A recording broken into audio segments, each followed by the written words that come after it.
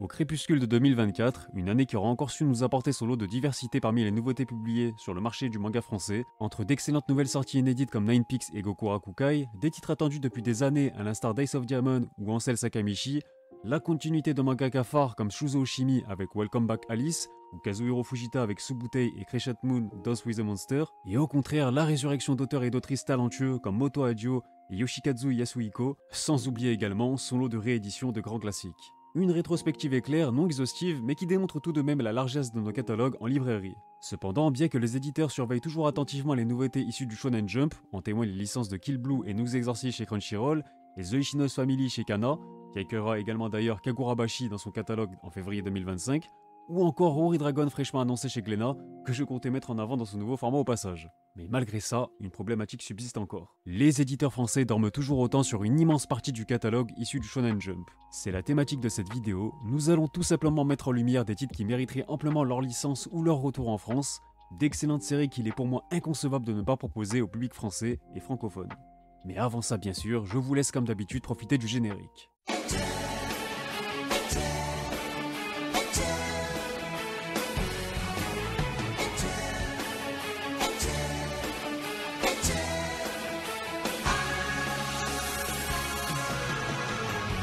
Ah là là, quel générique exceptionnel quand même, merci à Dragon Ball de me carry autant depuis le début de la chaîne. Allez, salut à tous, c'est Otakul, j'espère que vous allez bien les refs. On se retrouve une nouvelle fois pour le début d'un nouveau concept abordant encore une fois le Weekly Shonen Jump sous un nouvel angle et une nouvelle thématique, celle des mangas non licenciés et qu'il faudrait par conséquent éditer en France. Avant de commencer, je vous invite encore une fois à vous abonner si ce n'est pas déjà fait, si vous voulez plus de contenu sur le Jump. La chaîne est spécialisée en grande partie dessus, donc tu retrouveras forcément ton compte. Mes réseaux sociaux sont aussi disponibles en description. Voilà, merci aux refs et aux Russ qui donnent de la force sur chaque contenu, et plus particulièrement aux habitués des live Twitch, puisqu'on a repris un bon rythme en ce moment. N'hésitez pas à passer si vous kiffez les let's play sur Pokémon, Soul Silver notamment. On fait un petit challenge Nuzlocke en monotype en ce moment, c'est assez cool. Et il se pourrait qu'une grosse vidéo best-of commentée arrive d'ici quelques mois sur la chaîne, vous pourrez dire j'y fus. Bref, comme mentionné en introduction, j'estime que les éditeurs français dorment toujours autant sur une immense partie du catalogue du Shonen Jump, et Dieu sait qu'ils ont pourtant littéralement de l'or à portée de main, puisqu'il s'agit de titres provenant de multiples générations, allant des années 70 à 2010, voire même encore plus récents pour certains. Il y en a aussi pour tous les goûts, que ce soit du gros neketsu, du sport, de la romance, de la comédie, et j'en passe. À l'heure actuelle, seul un éditeur sur le marché a eu la bonne idée de s'intéresser à ce port richissime et pourtant inexploité du catalogue du plus grand des magazines. Je salue donc en introduction de cette vidéo les éditions Naban de proposer Kojima du clan Fuma dans nos librairies, aussi connu sous le nom de Fuma no Kojiro. Il s'agit d'une série signée par l'iconique Masami Kurumada, papa de Senseiya et de Rin Nikakero principalement. N'hésitez pas à aller soutenir ce genre de série en librairie car ça donnera forcément envie aux éditeurs de continuer dans cette voie, en s'intéressant aux séries du Jump qui n'ont jamais eu la chance de briller chez nous, ou de redonner une chance à certains titres qui ont été sabotés par les éditions J'ai lu et Tonkam par exemple. Non, tu dégages! Sinon je t'en colle une! Jamais vu un mec comme toi! T'es une merde! Le pressing est interminable. En tout cas, Kojima du clan Fuma est un gros manga d'action centré sur l'univers des arts martiaux, on y retrouve aussi des codes et des archétypes du manga Furio, donc je pense que ça peut plaire à beaucoup de monde et croyez-moi, c'est loin d'être le seul manga des années 80 du Jump qui mérite sa licence en France. Après voilà, je le précise au cas où, cette vidéo n'est pas sponsorisée par les éditions Naban, je ne suis même pas en partenariat ni en contact avec eux, je préfère le préciser. Je salue juste l'initiative et la démarche. Bref, je vous ai donc encore une fois concocté une liste de 7 titres très variés. On va donc revenir ensemble sur leur présentation, leur histoire dans le magazine, et quels arguments ils ont en leur faveur pour espérer une sortie chez nous, et au contraire ce qui pêche un peu à ce niveau-là. Par la même occasion, on essaiera aussi de se projeter en imaginant l'éditeur potentiel et surtout idéal pour chacune des séries abordées. En gros, je fais un peu le boulot des éditeurs, mais prenez ça comme des passe-dés si vous passez par là, servez-vous, c'est cadeau. Ah, et petit disclaimer, parce que je préfère le préciser directement, Rookies ne sera pas abordé longuement dans ce contexte puisque je lui ai déjà réservé un focus dans cette récente vidéo dédiée aux classiques oubliés. Je sais qu'il aurait largement eu sa place dans ce concept aussi puisque sa réédition est toujours attendue. On en reparlera dans un prochain épisode, je voulais juste pas me répéter et faire doublon entre deux vidéos récentes. Mais bon, peut-être que d'ici là, sa réédition aura été annoncée, qui sait. Après, j'en profite encore une fois pour vous le dire, lisez ce merveilleux manga qui est Rookies et qui m'a aussi grandement inspiré pour cette vidéo. Ça combine du sport, de la bagarre, de grands personnages, des belles valeurs, de l'émotion, le tout léché par le somptueux style de dessin de Masanori Morita, l'auteur de Roku Dennashi Blues, soit dit en passant. Oui, je sais, c'est plus fort que moi, j'aime trop parler de cette œuvre et je m'égare, désolé. Ceci dit, il est enfin temps de nous intéresser au premier manga qui vient donc inaugurer ce nouveau concept, et cette fois-ci, j'ai décidé de commencer par la série que j'attends personnellement le plus.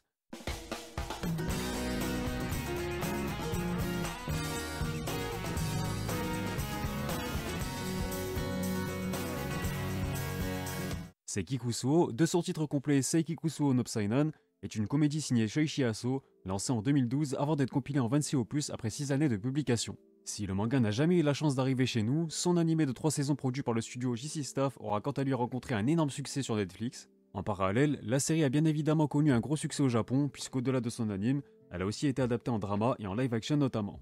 On nous raconte l'histoire de Seiki Kusuo, un lycéen hors du commun possédant plusieurs pouvoirs, comme la télépathie et la télékinésie, ce qui en apparence semblerait génial pour n'importe quel jeune homme de son âge, mais pour Kusuo, ça n'a pas trop d'intérêt. Il essaye donc de vivre une vie normale malgré ses pouvoirs qu'il trouve ennuyeux. Bon on va faire très simple pour commencer. Quand tu es littéralement devenu une véritable référence dans le registre comique, que tu proviens du Shonen Jump, magazine numéro 1 de manga mondial, dans lequel tu t'es imposé d'une main de maître aux côtés d'un certain Gintama, après avoir crevé l'écran sur la plateforme de streaming numéro 1 mondial aussi, que ton succès critique et d'estime n'est plus approuvé sur les réseaux tant la série est attendue depuis des années, comment les éditeurs ont pu passer à côté d'un tel phénomène alors que toutes les étoiles étaient alignées? C'est quoi, c'est une caméra cachée et tout le monde va sortir d'un buisson maintenant? Non. Sérieusement, quand bien même le manga s'étale sur 26 tomes, j'ai du mal à comprendre comment est-ce possible et concevable qu'aucun éditeur n'ait encore tenté le coup. Alors certains me diront qu'il s'agit d'une comédie et que le genre n'est pas forcément vendeur en France, ce à quoi je répondrai qu'on n'est plus en 2018. Aujourd'hui, les comédies qui cartonnent en France, ça existe. Grand Blue est par exemple un gros succès chez Meian et d'ailleurs son meilleur lancement sur l'année 2021. Bon après c'est vrai qu'on a un tout petit peu forcé pour être attendu, mais quand même. Mis à part ça, il est vrai que l'animé de Seiki Kusuo reste tout de même supérieur à son support d'origine. C'est d'ailleurs très rare que je préfère un animé à son manga, mais force est de reconnaître que c'est bien le cas ici. Si la grande force de la série est de suivre un décalage entre un héros hors du commun au pouvoir extraordinaire, tandis qu'il ne souhaite vivre qu'une vie tranquille comme un ado banal, le tout entouré d'une bande de potes tous plus cons les uns que les autres, j'ai vraiment pleuré de rire à plusieurs reprises tant les gags sont efficaces.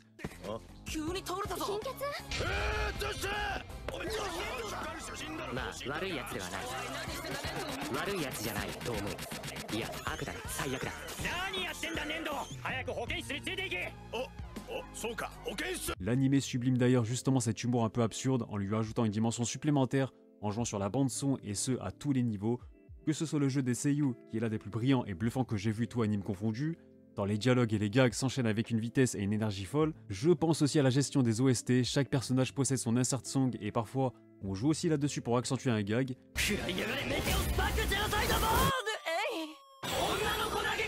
Ça rend la comédie qu'est Seiki Kusuo forcément plus vivante et conviviale, mais le manga n'en est pas en reste pour autant. Les dessins restent très corrects, le découpage est très efficace pour que les gags fonctionnent aussi à la lecture, et autre argument de taille et absolument non négligeable, l'anime ne couvre pas tout le manga tout simplement. Il y a donc des dizaines d'histoires qui n'ont jamais été adaptées et qui restent donc exclusives au manga. Une raison de plus pour enfin nous sortir l'excellent Seiki Kusuo en France, histoire de réparer cette injustice qui ne dure que trop longtemps maintenant. Donc voilà, pour finir, chez quel éditeur je verrais bien Seiki Kusuo? Et bien au vu du contexte actuel du marché et que les éditeurs semblent tous avoir loupé le train quand ils se présentaient idéalement à eux, je ne vois personnellement que Meian pour sauver le peuple encore une fois, 26 tomes plus le volume 0 compilant les premiers one-shots de la série, ce qui nous ferait 27 volumes à répartir en 3 box, je pense sincèrement que ça marcherait bien. On enchaîne avec un des grands piliers du grand âge d'or, pourtant bien méconnu chez nous, avec Areluya Chuboy.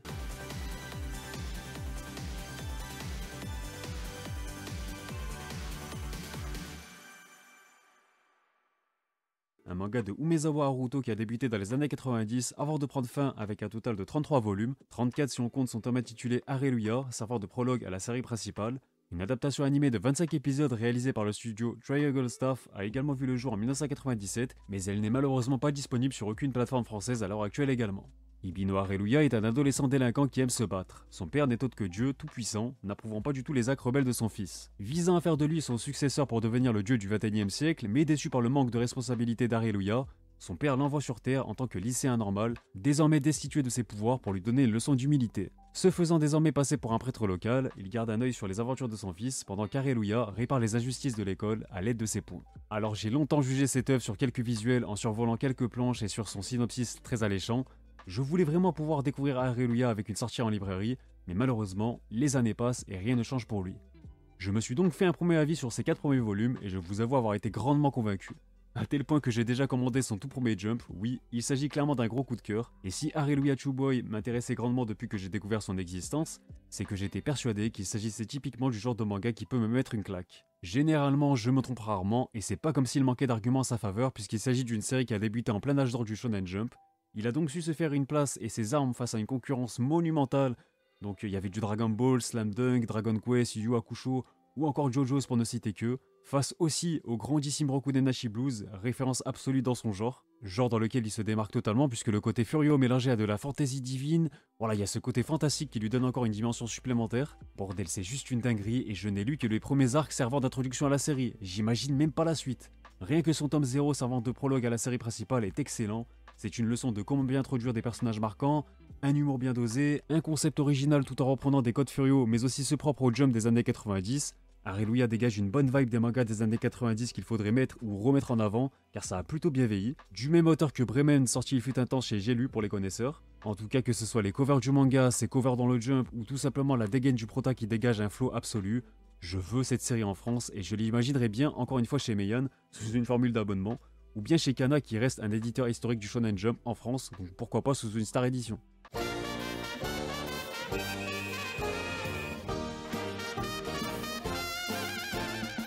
Hop, ceci n'est pas un troll et je vais m'expliquer, mais tout d'abord, laissez-moi vous présenter Koshikame.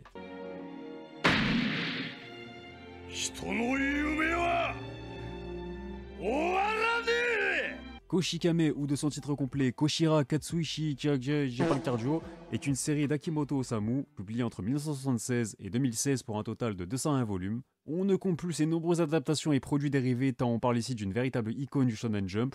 On notera ceci dit tout de même qu'il possède également un animé de plus de 300 épisodes réalisé par le studio Galo. L'histoire se déroule dans un petit poste de police dans l'arrondissement de Katsushika à Tokyo. Kankichi Ryotsu est un policier qu'on ne peut que remarquer. À 36 ans, il est immature, paresseux, malchanceux et c'est un otaku fini. Il ne refuse jamais un pari où de l'argent est mis en jeu. On suivra tout au long des tomes de Koshikame les mésaventures de Ryotsu et de ses amis dans un manga complètement délirant. Sur l'archipel nippon, Koshikame est bien plus qu'un simple manga. Il s'agit d'une série de 201 volumes s'étant étalée sur 40 ans de publication au sein du plus grand des magazines. Encore aujourd'hui, l'auteur est toujours sollicité par la rédaction pour y publier des one-shots de manière occasionnelle, dans l'absence de Osamu Akimoto et de son œuvre, se fait ressentir auprès des lecteurs du Jump. Une comédie culte qui aura su traverser les générations d'une main de fer en côtoyant à ses débuts des monuments comme Rin Nikakero et Cobra, assistant aux naissances de légendes comme Hokuto no Ken, Dragon Ball, Slam Dunk, One Piece, Naruto, jusqu'aux phénomènes plus récents comme Demon Slayer. Et malgré tout ça, la situation du manga n'a jamais été ébranlée, Koshikame a toujours su préserver ses lecteurs et s'imposer fièrement face à une concurrence particulièrement accrue, et ce, peu importe les générations. Alors je vous rassure, je ne suis pas fou, seulement un peu, c'est pourquoi je ne demanderai pas à un éditeur de nous éditer 200 volumes de Koshikame, qui n'aurait que très peu de chances de trouver son public en France au vu de sa longueur, ce qui est logique. Ceci dit, je trouve qu'il serait vraiment incroyable qu'un éditeur nous propose la série dans un format d'anthologie, un unique volume regroupant des chapitres cultes de la série, une chose qui me semble abordable et envisageable sur le papier, et qui nous permettrait de découvrir et de faire honneur au policier le plus emblématique de l'histoire du Jump, un peu à l'image de ce qu'avait fait à l'époque Glénat avec le tout aussi iconique et surtout tout aussi long Golgo 13. Et là je sais ce qui s'est passé, t'étais déjà en train d'écrire que je suis un fou dans les commentaires parce que j'ai cité Koshikame, mais maintenant que j'ai donné mon idée, ça y est, je suis un génie, je sais. On passe à une série moins longue et certainement plus réalisable puisqu'elle était déjà sortie en France il y a quelques années, l'occasion d'introduire le cas des rééditions qui se font toujours attendre avec en premier lieu Kimagure Orange Road, aussi connu sous le nom de Max et compagnie pour les adorateurs du Club Dorothée. Kimagure Orange Road est un manga signé Matsumoto Izumi, paru dans les années 80 et compilé en 18 opus. Alors pour vous faire l'historique, le manga a connu une première édition chez J'ai lu en 1998 sous le nom de Les Tribulations de Orange Road, puis une réédition chez les éditions Tonkam entre juin 2011 et août 2014. Depuis, les tomes sont devenus introuvables ou du moins hors de prix en occasion. Passer de J'ai lu à Tonkam, c'est pas un cadeau. T'as cru quoi? Rien n'a changé, la putain de ta mère. T'as cru quoi? Ainsi, nous pouvons pour le moment seulement nous tourner vers son adaptation animée de 48 épisodes ainsi que ses 8 OAV et ses 2 films d'animation. Et encore, rien de tout ça n'est disponible non plus sur une plateforme légale, ce pourquoi il devient nécessaire de remettre un tel pilier de la comédie romantique en lumière, mais avant ça, laissez-moi vous raconter tout de même de quoi ça parle. La famille de Kyosuke Kasuga vient d'emménager dans un nouvel appartement, dans un nouveau quartier, dans une nouvelle ville, une fois de plus. Et oui, Kyosuke, l'aîné, partage avec ses sœurs jumelles, Manami et Kurumi, des pouvoirs paranormaux. Téléportation, télékinésie, parfois rêves prémonitoires, voyage dans le temps, c'est un héritage de leur mère, toute sa famille possède des pouvoirs plus ou moins étendus. Il fait la connaissance de Madoka Ayukawa, jeune fille à la réputation sulfureuse, puis d'Hikaru Iyama, ami d'enfance de Madoka. Il s'éprend de Madoka, mais Hikaru en pince pour lui. Éternel indécis, la plus grande confusion règne dans son esprit quant à ses sentiments pour les deux jeunes filles, d'autant plus que si Hikaru est très expressive, Madoka est très réservée. Alors quand son père, photographe, son cousin Kazuya, capable de lire dans les pensées et d'échanger son esprit avec celui d'un autre, et même Jingoro le chat s'en mêle, rien ne s'arrange. Alors dans un premier temps, je tiens à dire que j'ai vu seulement quelques épisodes de l'anime, au vu de l'inaccessibilité du manga en France aujourd'hui, mais je trouvais intéressant de réserver une place à des œuvres que j'ai pas encore lues, car après tout, c'est le même principe quand t'arrives dans une librairie et que tu te laisses tenter par un manga que tu connais pas trop. Parfois on peut se laisser tenter par une belle couverture après avoir également apprécié les dessins en feuilletant et les différents visuels de la série, ce qui est personnellement mon cas pour une série telle que Kimagure Orange Road, non seulement car il s'agit de la romance emblématique du Jump des années 80, lancée la même année qu'un certain Dragon Ball et qui brilla notamment aux côtés de licences prestigieuses telles que Hokuto no Ken, City Hunter, Seiya ou encore Sakigake Otokojoku qui est certes moins connu chez nous. C'est clairement de la romance à l'eau de rose avec une ambiance chill, de l'humour, des personnages marquants, une héroïne plutôt attachante, un triangle amoureux qui se dessine, un côté un peu fantastique pour rendre le tout plus captivant. Il est donc clair que Kimagure Orange Road a plus d'un argument à sa faveur pour prétendre à une nouvelle chance en France. Si les chara-design paraissent un peu old school, ça s'améliore au fil des tomes, mais on retiendra surtout ses illustrations en couleur et ses covers dans le Jump. On ne peut qu'espérer une réédition et donc un retour de la licence chez Delcourt Tonkam. Non! Bien que je ne sois pas certain qu'ils détiennent toujours les droits, le dernier tome étant paru en 2014. Donc voilà, si on espère une réédition chez Delcourt Tonkam, c'est que vraiment la série est dans la merde les gars. Il est peut-être aussi l'heure de monter dans un train bondé d'esprit et de force maléfique, puisque quelque chose me dit qu'El Teacher Nube devrait rapidement faire parler de lui à l'aube de son remake.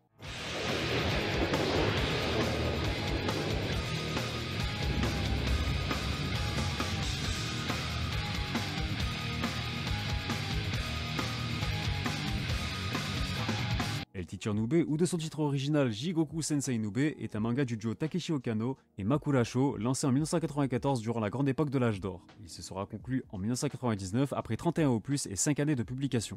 Si nous n'avons jamais eu la chance de le voir arriver chez nous malgré sa grande popularité au Japon, comme en témoigne sa première adaptation animée de 49 épisodes réalisée par Toei Animation en 1996, ainsi que ses films d'animation, et autre preuve de sa popularité au Japon si cela n'est toujours pas suffisant, une suite intitulée Jigoku Sensei Nube Neo a vu le jour en 2014 dans le Grand Jump Premium, avant de trouver sa conclusion dans le Seikyo Jump 4 ans plus tard pour un total de 17 tomes. Alors on ne va pas s'y intéresser du tout ici, mais je vais plutôt focaliser votre attention sur son remake en cours de production. Il est prévu pour l'été 2025 et sera réalisé par le studio Kai. On a déjà eu quelques visuels ainsi qu'un trailer, mais surtout, j'en profite pour vous partager ce nouveau visuel dévoilé lundi. Ça a l'air assez soigné, j'ai envie d'être optimiste pour le coup. Nueno Meisuke, alias Nube, est un homme maladroit, facile à vivre et très aimable qui a été recruté dans une école primaire en tant que professeur. Malgré ses défauts, il est doté d'une très grande force pouvant l'aider à sentir les mauvais esprits et possède un très lourd secret. Sous le gant qu'il porte à sa main gauche se trouve une main de démon, Oninote. Ainsi, chaque jour, il protège ses chers élèves contre ces mauvaises âmes en utilisant cette main de monstre, s'avérant très puissante. El Teacher Nube est, comme vous l'avez compris, un gros hit de sa génération, totalisant au passage plus de 29 millions de copies vendues. Il s'agit clairement d'une des séries ayant participé à la popularité des mangas d'exorcisme inspirés du folklore japonais et tout ce qui s'ensuit. Pour m'être fait un premier avis sur le début de la série, je dirais que c'est assez efficace, on va à l'essentiel pour nous présenter les personnages et l'univers de la série. J'ai particulièrement apprécié les morales et le fond derrière chaque oni ou créature maléfique faisant leur apparition. Bien conscient que le manga a un peu vieilli, je suis persuadé que son remake prévu l'année prochaine saura parfaitement remoderniser la série, lui donner un second souffle et ainsi lui trouver un nouveau public. Ce qui est certain, c'est que El Teacher Nube a en tout cas les armes pour. On ne survit pas plus de 5 ans et 30 tomes dans un registre d'action et d'exorcisme durant le grand âge d'or pour rien. Je vous rappelle que la concurrence était monumentale encore une fois à cette époque. Voilà pourquoi j'estime que le remake permettra facilement de mettre en avant le manga. Il se pourrait alors qu'une fenêtre s'ouvre pour les éditeurs français à ce moment-là, et comme il s'agit d'une série de plus de 30 tomes, je verrais bien une star édition d'environ 20 volumes chez Kana personnellement. Encore faut-il que la série trouve son public en France avec la prochaine arrivée de son remake en 2025, mais au moins je vous aurais prévenu. Parfois plus attendu que le retour d'un manga, le retour d'un auteur ou d'une autrice en particulier, et il se pourrait bien que cette attente ait déjà été récompensée puisque l'on va cette fois-ci aborder le cas d'Ichi the Witch, ce qui semble déjà être la nouvelle pépite du Jump.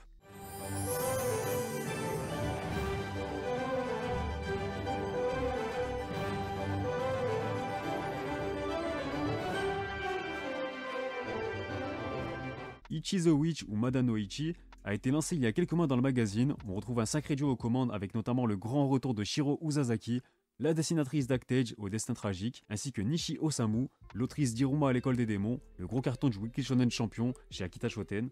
Seule chose à noter pour le moment, son premier volume paraîtra en janvier. L'histoire se déroule dans un monde où les sorcières doivent chasser leur propre magie. Au fond de la forêt, le terrifiant roi de la magie et la plus puissante des sorcières se livrent un combat acharné. Mais soudain, un jeune garçon nommé Ichi rejoint la bataille. Ce dernier n'est qu'un simple chasseur, mais il a le pouvoir de bouleverser le monde magique.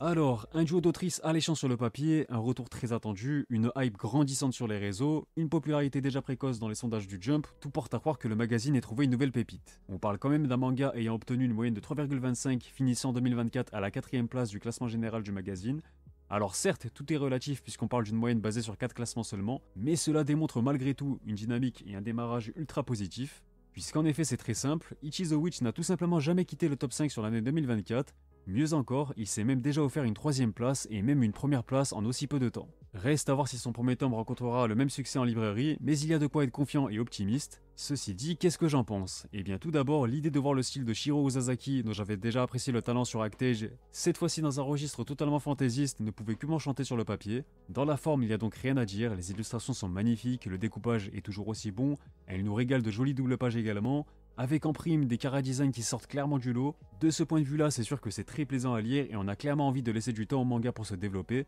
Le temps étant un élément clé, primordial et décisif pour une nouvelle série dans le Jump, on peut donc aussi partir du postulat qu'il s'est déjà assuré d'en gagner suffisamment pour le moment, même si encore une fois, il faudra confirmer tout ça avec ses ventes pour assurer définitivement sa place dans le Jump et par conséquent, son avenir au sein du magazine. Donc voilà, de mon côté, mes premières impressions rejoignent plutôt bien son beau débarrage. Je n'irai pas jusqu'à dire qu'il s'agit déjà du coup de cœur du siècle, mais ça se lit, c'est prenant et plutôt plaisant à lire pour le moment, donc affaire à suivre tout simplement.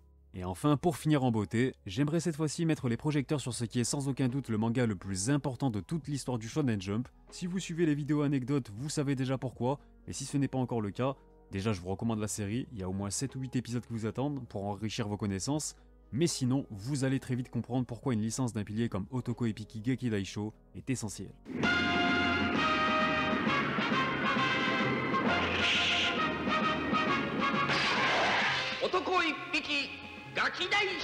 Otoko Epiki Geki Daisho est un manga signé Hiroshi Motomiya paru durant les années 60 et 70. En seulement 20 tomes, il aura refaçonné à lui seul les fondations du Shonen Jump en devenant non seulement l'un de ses premiers gros succès, mais surtout sa première œuvre proposant un scénario plus ambitieux et sérieux, aux côtés de nombreux gags mangas et romances sur lesquels le Jump comptait et se résumait à cette époque. En gros, le Shonen Magazine avait Ashita no Joe, le Shonen Jump avait Otoko Epiki. Un animé de 156 épisodes d'une durée de 10 minutes fut également réalisé par le studio Tokyo TV Douga entre 1969 et 1970, mais sinon, de quoi ça cause? L'intrigue de la série tourne autour de Mankishi Togawa et de ses mésaventures de jeunes délinquants.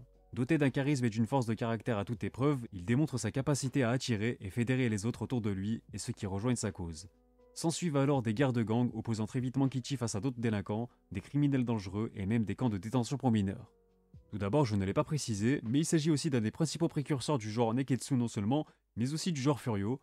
On y retrouve certains codes avec notamment de la délinquance juvénile, les gangs, les bagarres de rue, mais toujours en prenant de belles valeurs et en abordant des thématiques fortes.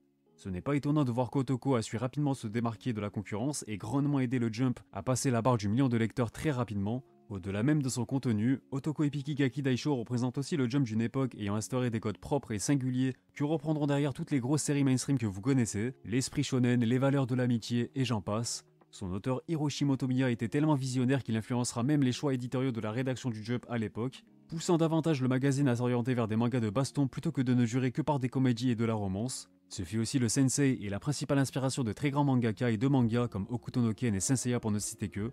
Même Koshikame doit sa longévité en partie grâce à Motomiya, qui à l'époque avait soufflé l'idée à son auteur Osamu Akimoto de s'inspirer de Sazae-san, notamment réputé pour être l'anime toujours en cours le plus long du monde avec plus de 2500 épisodes. Koshikame prendra donc une direction tranche de vie et épisodique, et ce choix laissera libre cours à Osamu de dessiner ce qu'il souhaite.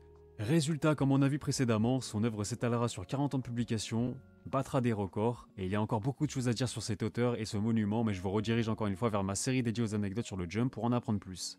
Bref, vous l'avez compris, au vu de son importance majeure dans l'histoire du Shonen Jump et même plus généralement dans l'industrie du manga, Otoko Epiki Geki Daisho est ce genre de manga patrimoine qui mériterait de trouver son public en France et partout dans le monde.